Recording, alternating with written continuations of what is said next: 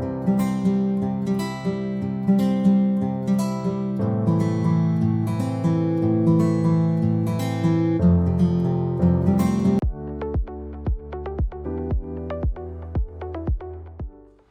good morning and welcome to the Great Transition Senior Living series of Central Florida. We're delighted to have you with us today. We're delighted to welcome the community that is with us on Facebook Live today. If you are watching on Facebook Live, please feel free to drop any comments or questions in the chat, and we will do our best to get to those at the end of the seminar. Just a little background on Great Transitions. It was founded in 2013 by our good friends Paul and Lynn Henderson, designed to guide seniors during one of life's biggest transitions. And it's basically just a system of working with seniors and their families as their lifestyles and housing needs change. Sometimes it can be 12 to 18 months of process and work. We're going to be talking about that a little bit. Sometimes it can be an event or a circumstance that expedites that process a little bit. And we're here to guide you through the entire process, no matter what that looks like. We genuinely believe that helping and guiding seniors is our greatest responsibility to help those that have guided us for so long. Our objective is to educate you and others about legal, financial, medical, housing, and other general areas of interest and importance. We are not here to try and sell you anything. Every time we get new people registering, we get a lot of questions like, are you going to sell us something? Nope. This is a sales-free zone. We're just here to provide information and education.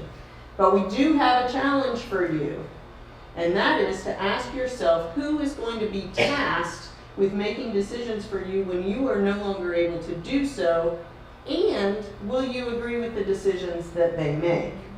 So we want you to create a plan, because having no plan is a plan.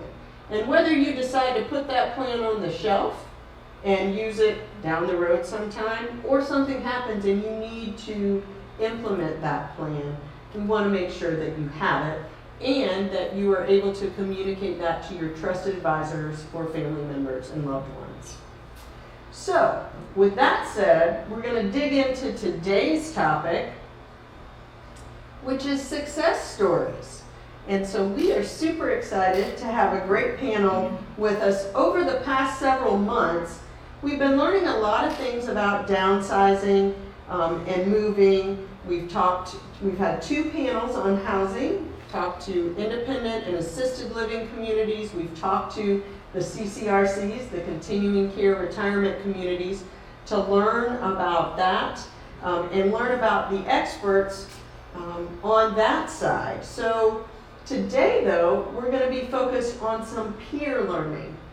And I think peer learning is probably almost more important, because we not only learn together as peers, we learn from each other. So we share experiences, we share conversations, and things of that nature. So I am super excited to introduce you to our panelists. Some of you may already recognize them because they have been attendees at our seminars and Downsizers Club. So first, we have Diane Appleton.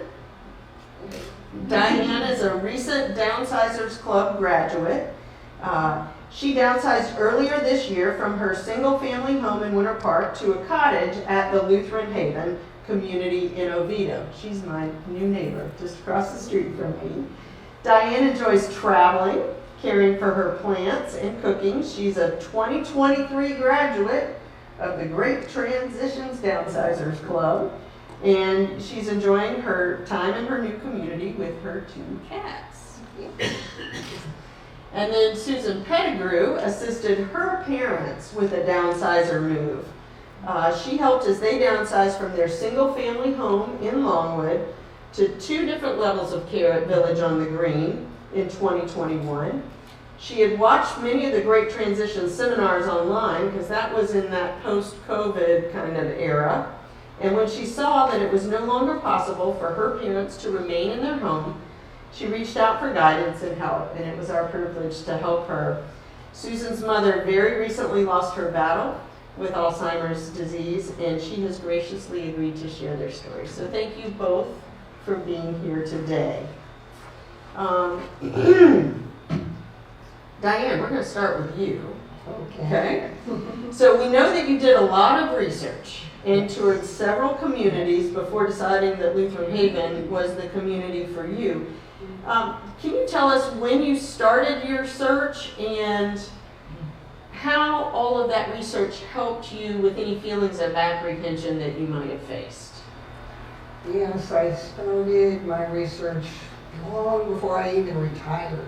I was still working probably in 2014, Okay. around there, 2015. I just started by calling different communities. I didn't know where to start, so I just called up and spoke to like the Mayflower and asked them if I could come visit, and they welcomed me and toured the facility and sat down and talked to them. And then a month or so later, I thought, I'm going to go to Lucerne Towers and call them. And they invited me to have lunch and tour the facility. So I was doing that slowly on my own because I knew I didn't want to stay in my home forever, and I knew I couldn't, and I didn't want to rely on my family to care for me. So I started way back then, a little bit at a time. And as you built that kind of, so this was before you had the opportunity to go with Great Transitions on any tours or anything like that, but you were really building kind of a library of information, right? Mm-hmm. Yes.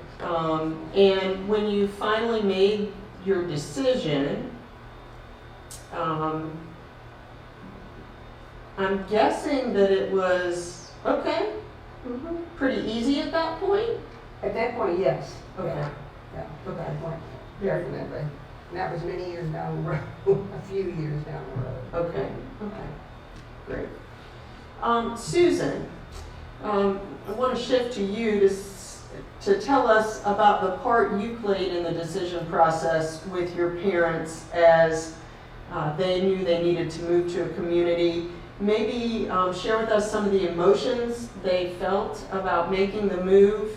Moving to 2 different levels of care was probably tough. I know I personally had a conversation with your dad, and he was struggling with some guilt feelings around the decision. Can you talk to us about that a little bit? Sure.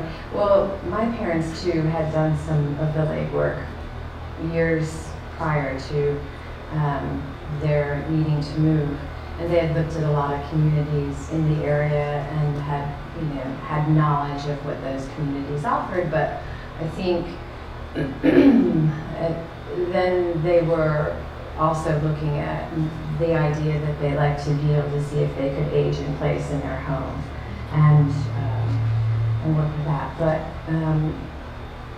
eventually that didn't work out because my dad had some pretty severe cardiac issues, and then my mom's dementia and Alzheimer's got to the point where she just really needed a lot more care. And he was hoping they could be in assisted living together, and they couldn't because she was at too much of a risk to be able to, for elopement. So they found a situation in the community that they chose where he could be very close to her in assisted living, and although he didn't really need a lot of that care, and she could be in memory care. And I think he was feeling very guilty when he was talking to you and Paul and Lynn, and you all were so great to listen to him. And Paul used to say he's the one driving the train, and just kind of let him work it all out. But he did. He had a lot of guilty feelings about having my mom be in memory care. But I think as he saw the progression of, and I'm not trying to celebrate transitions, but honestly, as he saw the progression of talking to you all and how it was going to work, he saw the value in being able to do that, even though, I mean, he still has guilt just because I think all of us in the family always felt like, oh, we should have done it. But I think that started to be less and less as he worked with the team and Okay. went through the move. Okay. Yeah. So Awesome. that Thank helped. you. Thank you. Diane, you came and visited our Downsizers Club after your graduation. And we talked about the 4 stages of readiness: denial, thinking, planning, and action. And several people in this room are in the planning stage, right, and the thinking stage. So many of you have gone on some of the tours with us, the group tours that we have done. You've been discussing your plans with your trusted advisors or loved ones. And some of you have started setting consultations with our team. So when you were in the planning stage, what actually got you into the action stage, to pulling the trigger on that plan and enlisting the help of your downsizing team? Was it the burdens of homeownership? Was it just wanting to make a change? And maybe let's talk around some of the emotions that kind of came with that. I think I was ready by that time. The people at Lutheran Haven said, you're still interested. I went back a few times and visited. And I said, I am, I think, ready. And she said, you better put the money down because, the list is long. And I said, oh, yes, that's true. So I just went ahead and did it. And by that time, I guess I was really ready because that time I waited for my 1 bedroom, not the 2 bedroom. My house seemed larger and larger as far as taking care of it. So when they called me and said, we've got a cottage for you, and I made the decision, I like that one. I was ready. Awesome. I was just tired of maintaining. Right. I joked with my parents when we were talking about their downsizing move that, stuff was going wrong, and it always had 3 zeros attached to it, it seemed like.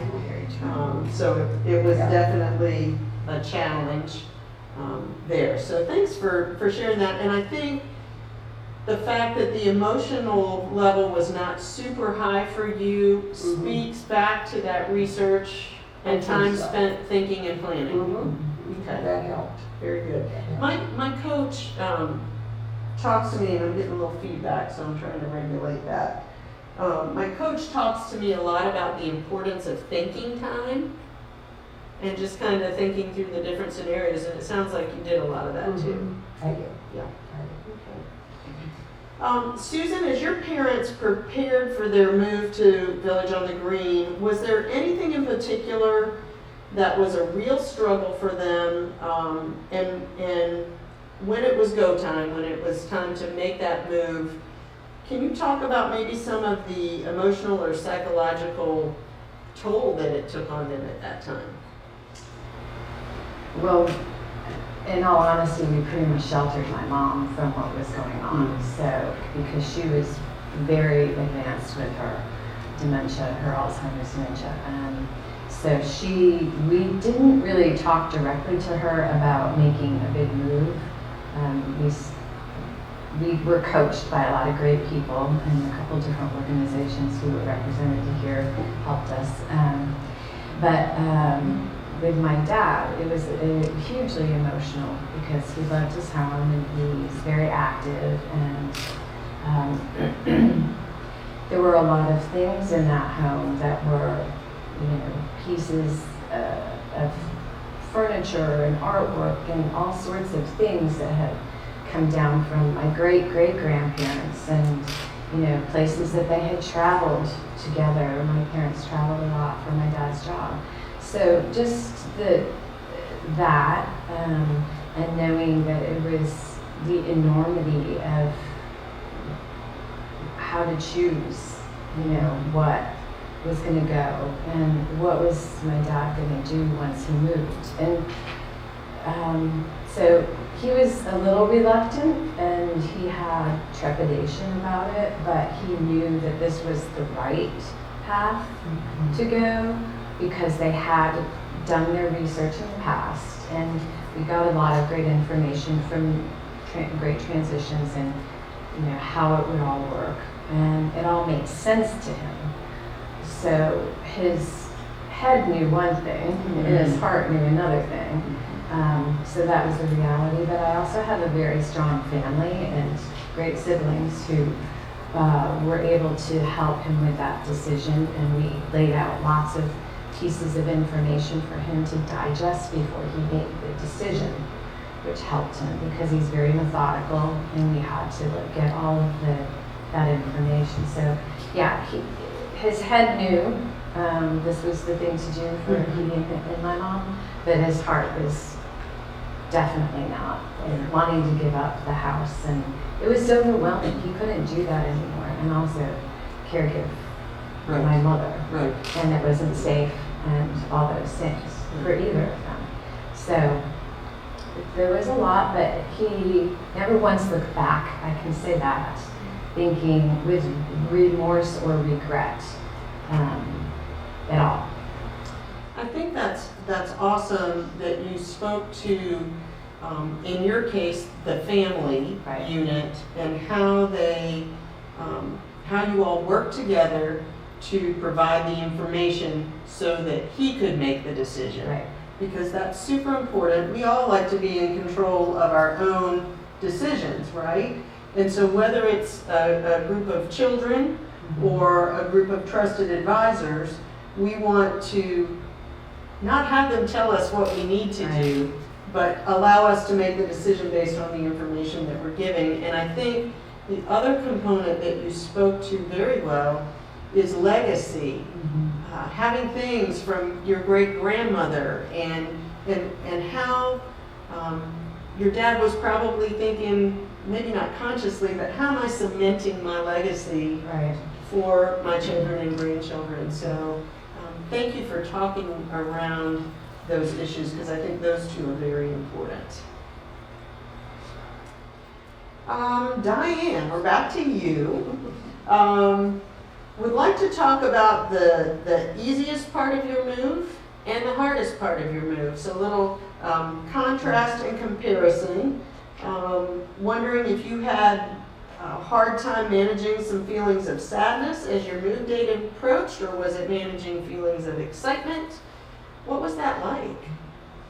I was a little apprehensive the week or so before I moved, but other than that, I was ready, I think, at that time to go. But the day of the move, the moving team were very well organized, and they said, heads up, I have my 2 cats, move them someplace where they won't escape accidentally and they're out of the way.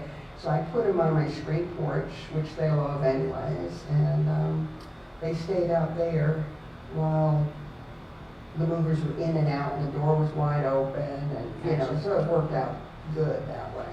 And I meanwhile had been packing my clothes and stuff in my suitcases, and that's what I was gonna, take.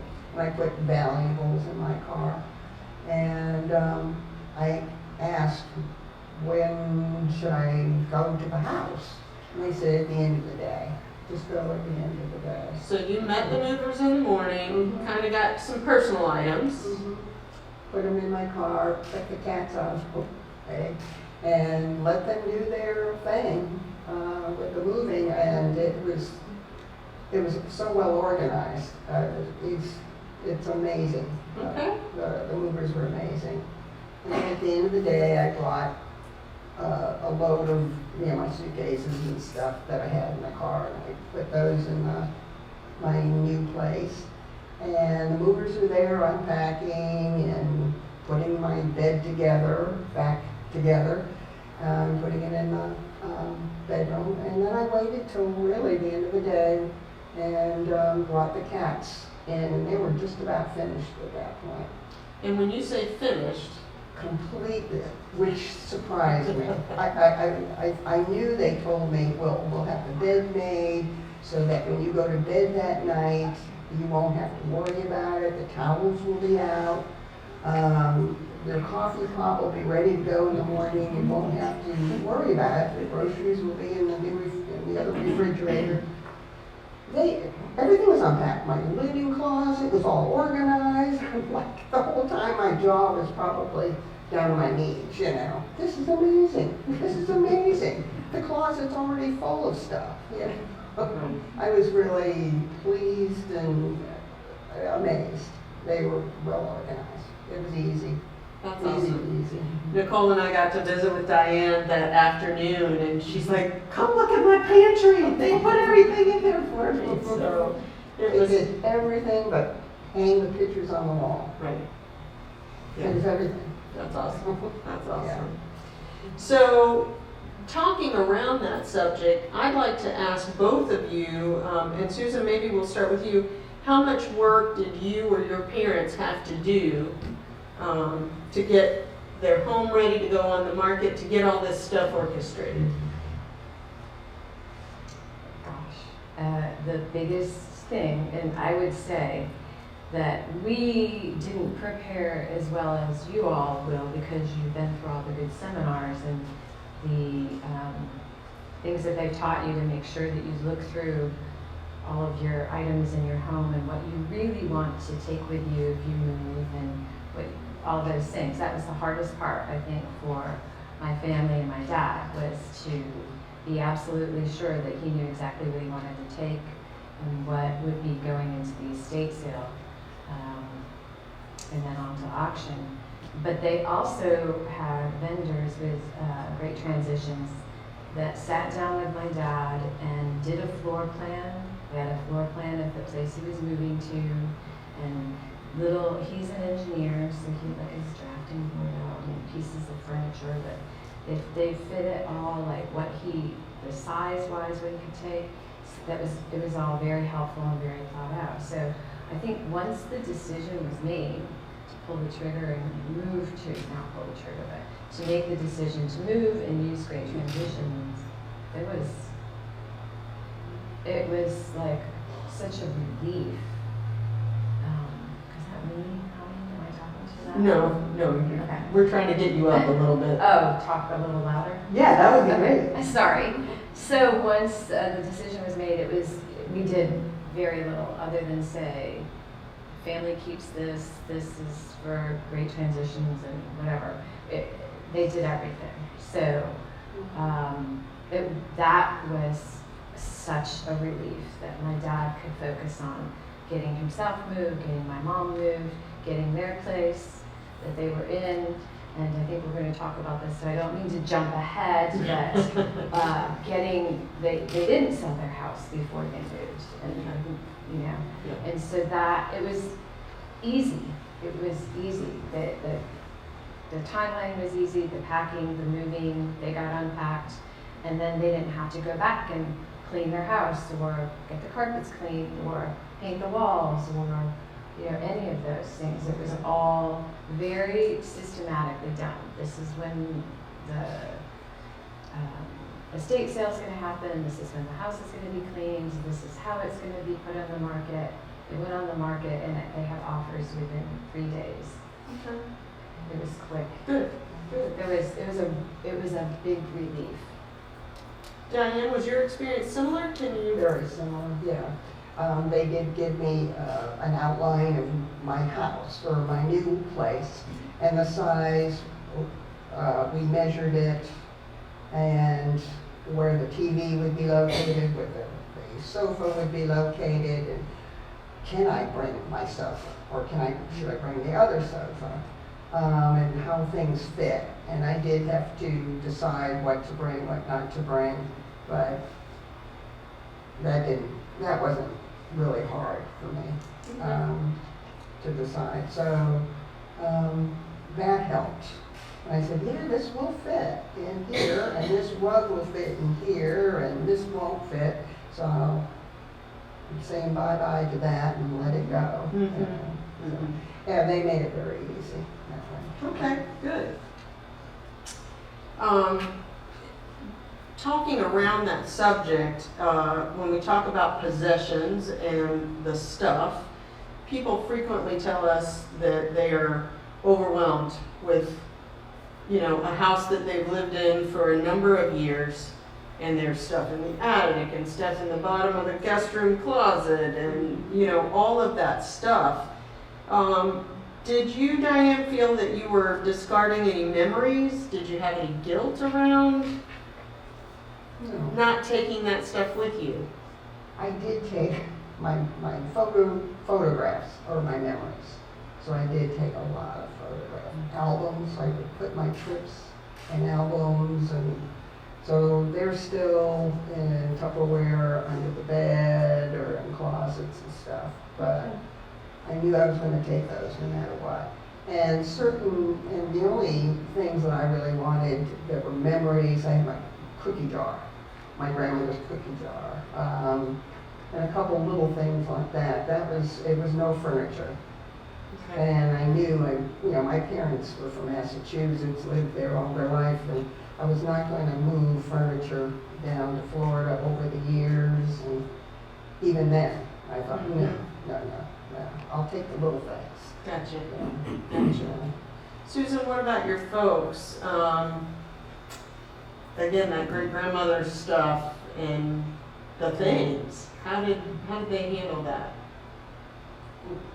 Some of it was difficult, but also, I think we had been trying to go through the house for a few years anyhow, and looking at things and talking about who in the family might want that, or where it would go, and then again, what would fit. And there was one particular item that was from my grandparents' house that was this beautiful stained glass door that Paul and Lynn really helped my dad, encouraged him to take it with him, that had come from New York.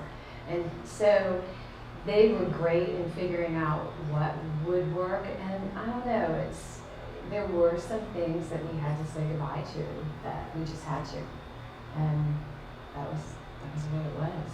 Because your siblings, you're pretty spread out, aren't you? My siblings live in California and Montana, so big heavy furniture from that era wasn't going to ship well. And we find that quite often that the kids or grandkids don't really want Right. that style. Right. Or Right. okay.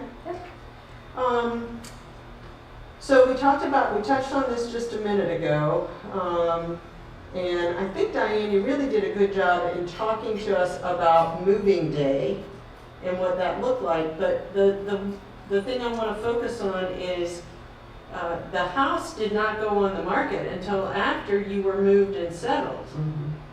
I know when my parents downsized, my mother said, well, what if the house doesn't sell? Like, there was a nervousness about that. Diane, did you have any trepidation about getting set up and paying for this community while you still owned a home? No. No.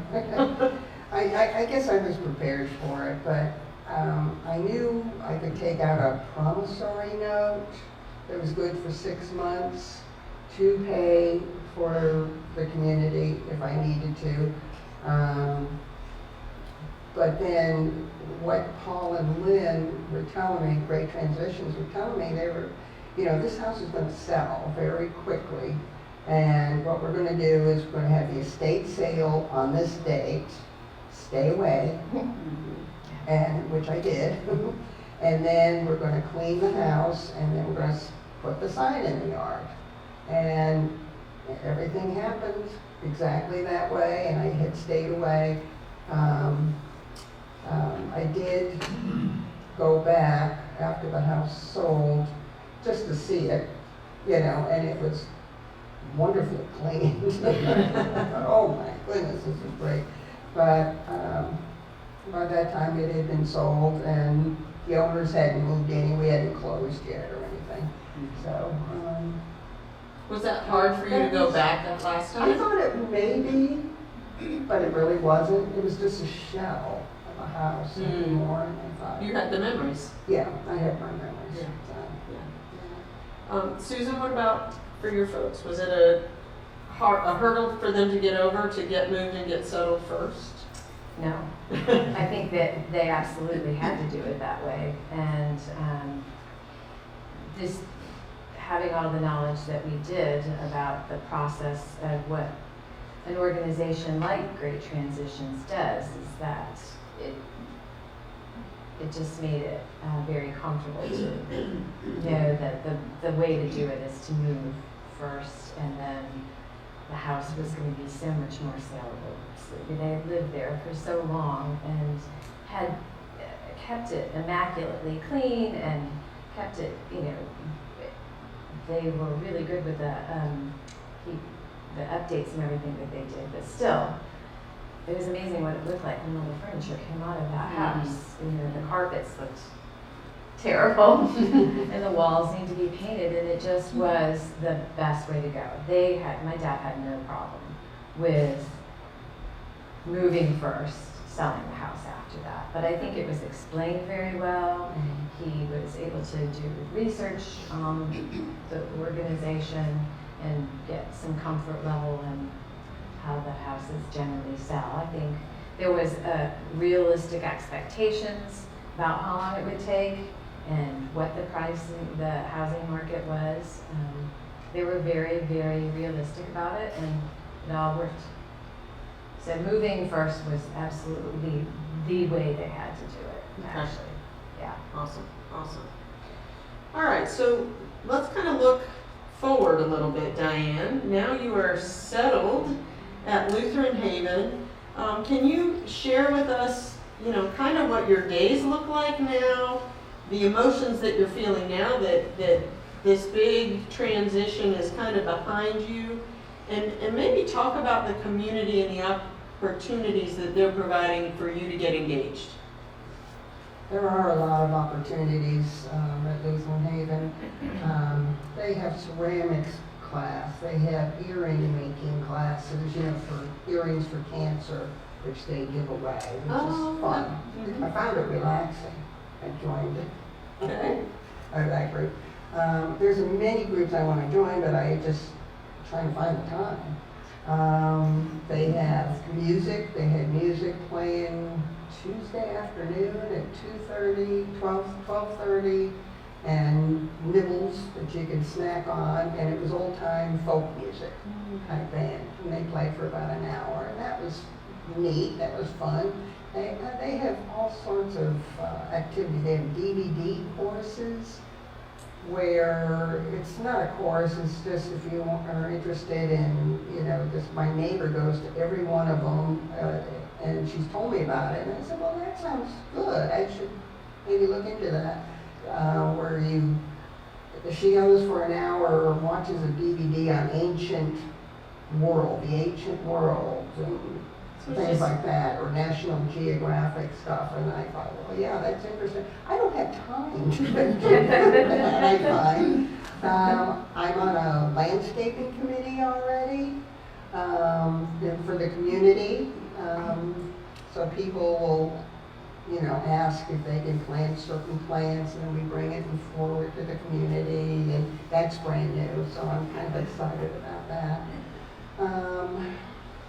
Exercise classes, Monday, Wednesday, Thursday, Friday. They have an instructor that does group exercises and strengthening, which is not a group, that's an extra one. I do that on Fridays, and I know I can open that water. And what about, you're a traveler. Are there going to be any travel opportunities for you coming up? Oh yeah, I hope to go to Hawaii on a Hawaii cruise.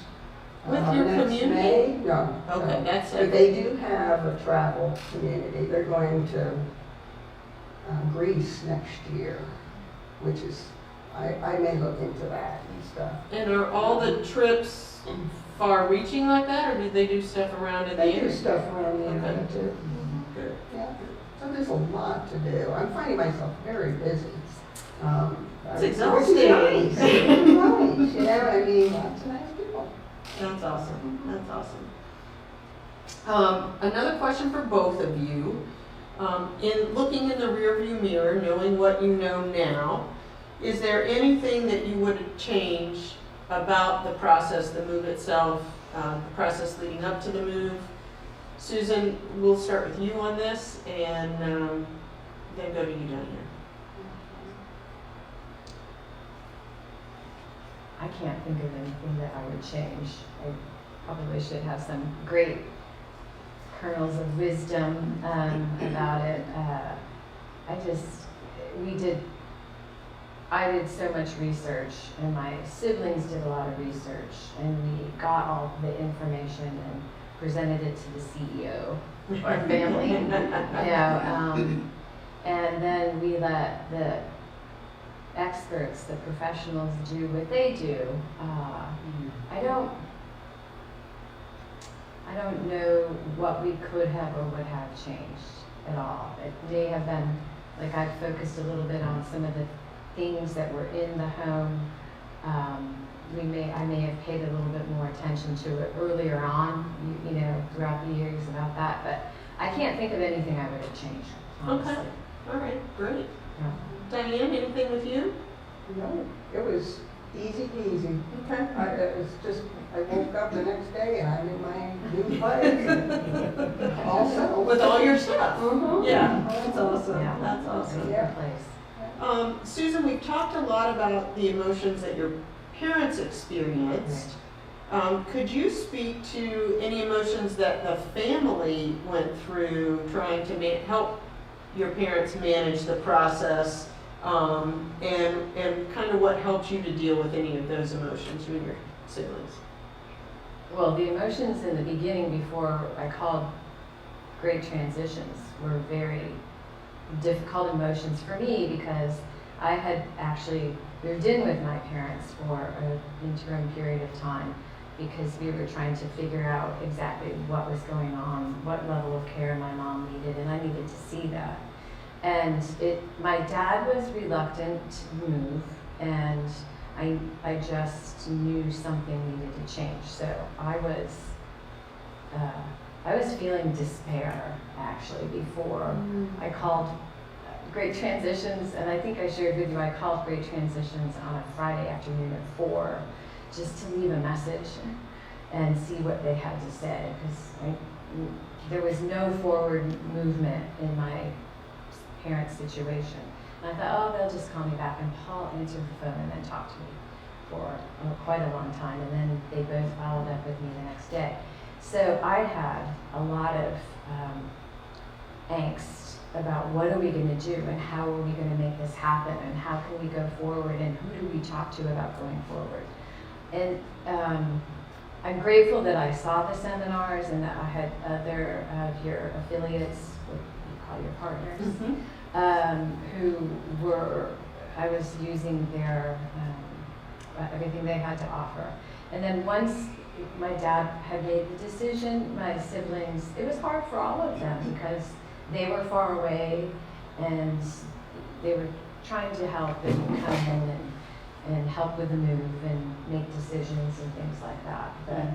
But the hardest part was the before part for me.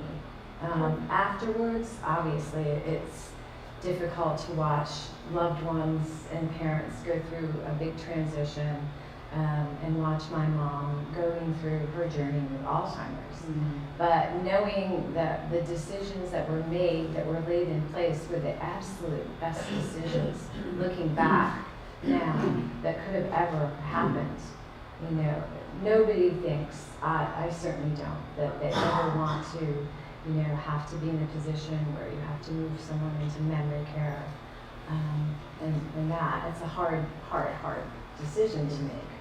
But it was absolutely, watching this last year after my parents moved, brought a lot of peace to my siblings and to me, to know that my dad could walk down the hall at night and, say goodnight to my mom and give her a kiss goodnight and see her throughout the day. And so that was a beautiful thing. The hardest part, again, was the beginning part, and making the decision and figuring out how are we going to make this decision and who's going to help us. And it's just overwhelming. And then once that decision was made, was relief and comfort. And of course, it's sad along the way a little bit, but it's also wonderful because it's right. That's awesome. And you know it's right. That's awesome. Thank you. Thank you for sharing that. As we wrap up our questions, before we move into Q&A, I'd like to ask each of you one piece of advice that you feel would be important to someone that is considering or planning a move sometime in the near future. So Diane, what you got? One little nugget? I think they're doing the right thing. The audit, you're here, you're listening to the seminars. That's what I did over a few years, I would come to the seminars and learn little bits and pieces and talk to professionals that they have as guest speakers. Awesome. Yeah. Awesome. It's Susan? a big help. Yeah, I think that is it. Research and utilize any and every resource in the community that you can find that makes, you never know when it's going to help. I knew about ADRC well before my parents were ever even going to need to be a part of it, only because I had a professional association with them, but then it came back and was helpful. So utilizing all of the resources is hugely, hugely important, and preparation and research. I also, for me, it was helpful because we had a good family support. So if you don't have a family support available, then know who can be that support system to you. Know who you can call upon. That's why you want these resources. That's why you want to be at these seminars, because if you don't have that family unit, then you have all these other available people and resources who can become your family. Right. Even though we had a great family unit, Paul and Lynn became, I felt like an integrated part, and now you and Nicole to our family unit and what you offered. So use your resources and research. Study and use the professionals and the resources that you have available to you. I think that's great. Did they not do an awesome job today? We would like to open it up for some questions. Our educational partners have the microphones, and it's easy for them to come around to you. If you have a question, raise your hand. They'll hold the microphone to make sure that we get your question, and we'll probably repeat it. Robin, I think Richard has a question there. Thank you. I have a question for Susan. Your dad, you did mention, since he's been in the facility, how he feels about his life. Is he enjoying it, or do you have any reservations or complaints? Okay, That's that's a a question. great question, and we want to just repeat that so everybody heard it. How's your dad feeling now that and Richard, we use the term community rather than facility, because it sounds a lot better and a lot more fun. Right. It's definitely a community. And it has been a community for him, right? So how's he feeling? Oh gosh, that is a great question, because he spent so much time when they first moved there, making sure that my mom's needs were met and that he could be, tending to her. But he also has several friends who live there who he was golfing with, and they really embraced him, and they make sure that he, has dinner with them and stays active with them. And some of the other folks who work in that community, who know him and knew my mom, were already kind of planning on how to really help nudge my dad into staying with his buddies and being in the bocce ball group and going to Top Golf and staying active and things like that. So he seems to be, obviously it's a difficult transition now that my mom's not with him. But as far as living there, I think he's very at ease with the fact that he has that place to be. So it's not so overwhelming to him. And he's got great friends there, so that's very, very helpful. I think I'd So- like to But he has ask, people looking out for him too, like definitely, like kind of nudging him to keep it with his friends and do those top golf things. I think I'd like to follow up to that. Had they waited Oh, until maybe your mom passed and then he moved to the community, yeah, he would probably not be as engaged as he is Right. now? yeah. Yeah. And the community wouldn't know him the way they Right. know him and got to know him. So I think he's at ease. I guess that sounds strange verbiage, but and comfortable with the decision that he made, and so if they had stayed in their home, he'd just be insulated in his house. This way, he's out and he's active, and he gets out and he walks like 2 miles every day, and he's got people that he meets along the way on his walks, and they start up conversations, and then he sees them over at the clubhouse, and they're like, hey, you're walking with walking poles, and I'm in this balance class, and so I think that's great to know that he's there. He also chose the place because it's very close to his church, his grocery store, all of his where he golfed and he can still golf at. So that he has familiarity. I don't know if that helped, but Very good, thank you. Do we have any other questions? And then over here, so. Whichever, we'll get to both of you. Of course, it varies with income, but how much of a concern is it for the increase in living expenses at a retirement community after the initial move-in? So we talked a little bit about some finances when we had our previous seminars with the communities. And that's a big factor for everyone is, am I going to be able to afford this? Can you I speak have a funny to, story about that. okay, So my dad is a planner, and he's very, I don't know, frugal, but he's always been cautious about his expenses. And so he went through and he looked at all of the outlay of expenses that he had in the home that they were in, with everything, with their landscaping and their pool and the cable and just every piece of expense that he would have, including groceries and electric bill, everything, to how much he put out per month there. And then, of course, that was not as much as what he was having to pay in for the community that he moved into. But they also had made the decision, which at first years ago seemed like not a great decision, but they did get long-term care insurance. And it is expensive, but it eventually became something that they were grateful that they had done because they were able to both utilize that.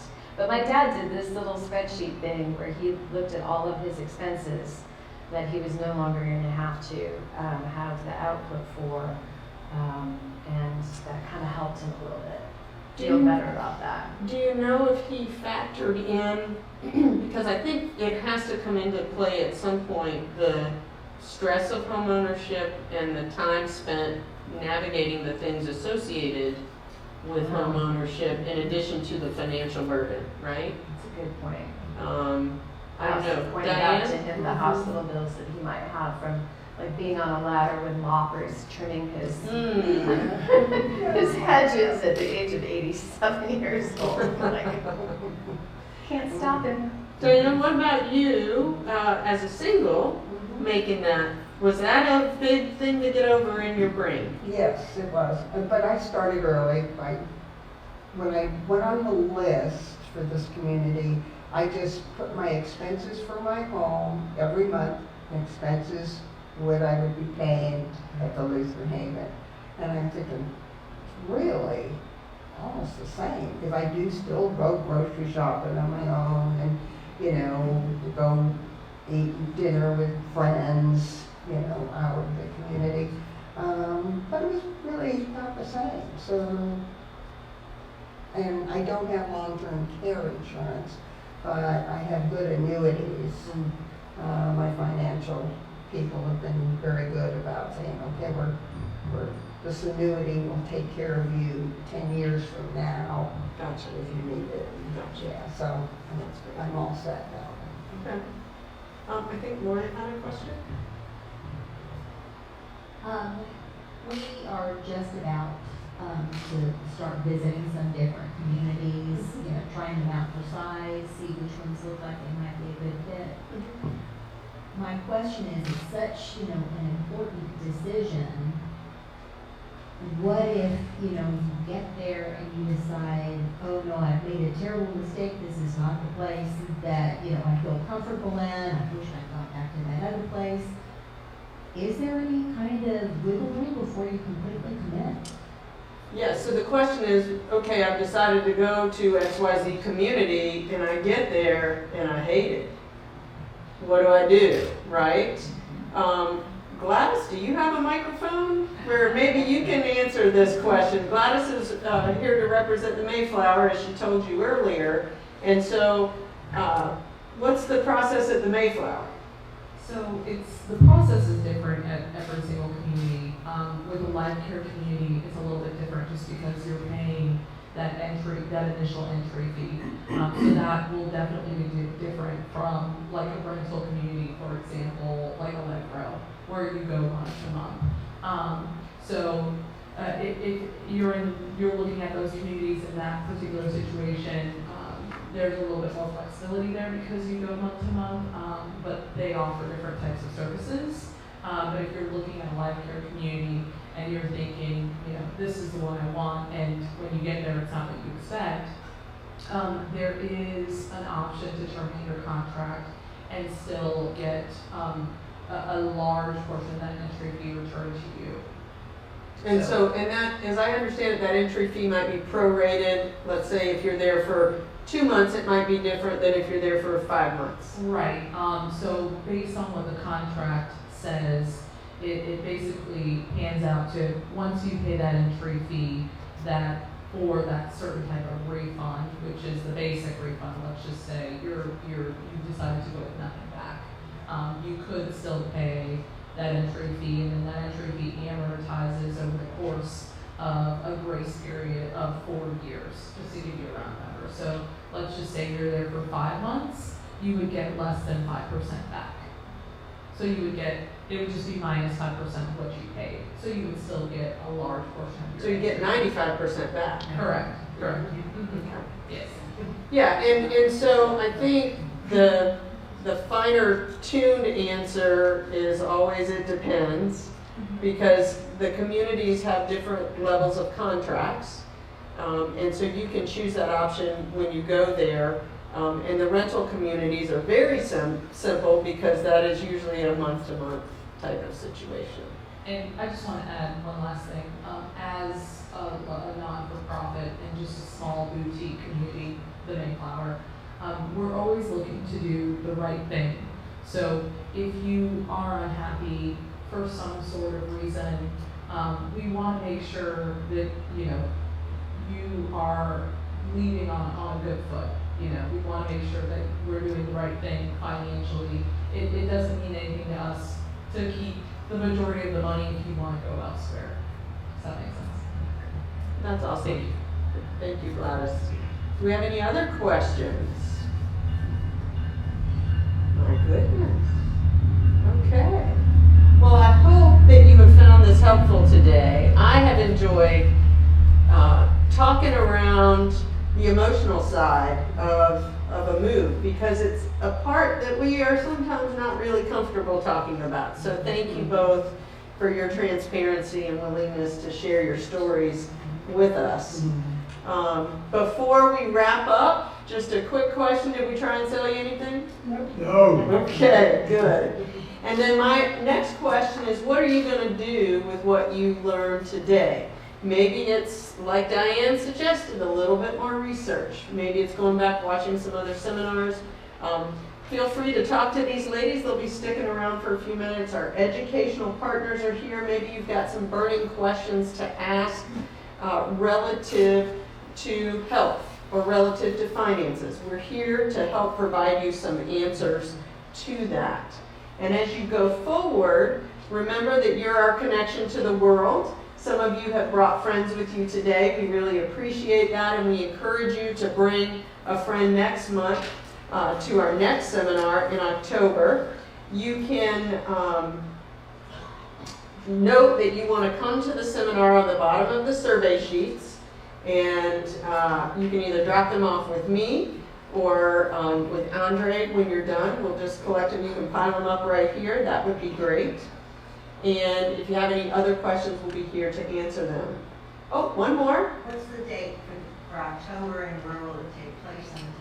The third Wednesday of the month, which is, Gladys, can you look on that card back there? I can see the card, but I can't read the card. October 18th. October 18th, 9:30, right here. So you can register either today on the survey sheet or online later. We always close our seminars with a quote, and today's is from one of my favorites, RBG, Ruth Bader Ginsburg. I am a very strong believer in listening and learning from others. And I applaud each of you for listening and learning from these two remarkable women today. Thank you so much for coming. We hope you have a great day. Thank you.